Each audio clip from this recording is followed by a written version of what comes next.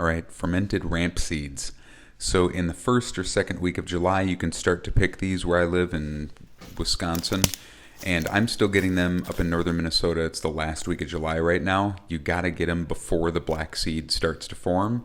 Otherwise, it'll kind of pop out as they ferment here. And fermenting is one of the coolest things you can do with these. They're really, really good.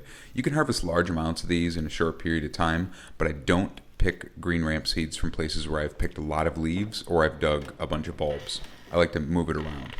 So what you're going to do to ferment them is just put them in a jar. This is just 3% of the weight of the contents of the jar in salt.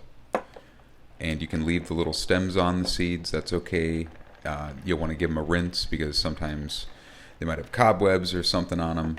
You're going to add some salt.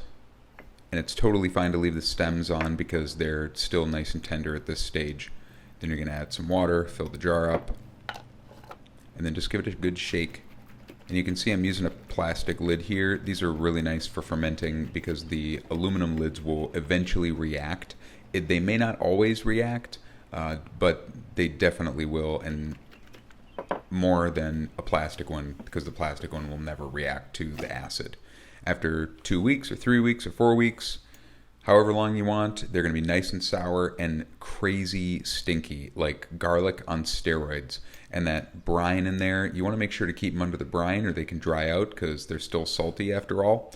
And you just use them anywhere you'd want to use garlic, finely chop them or puree them into something they're really good. They make a killer tzatziki sauce. So give them a shot. Let me know what you think.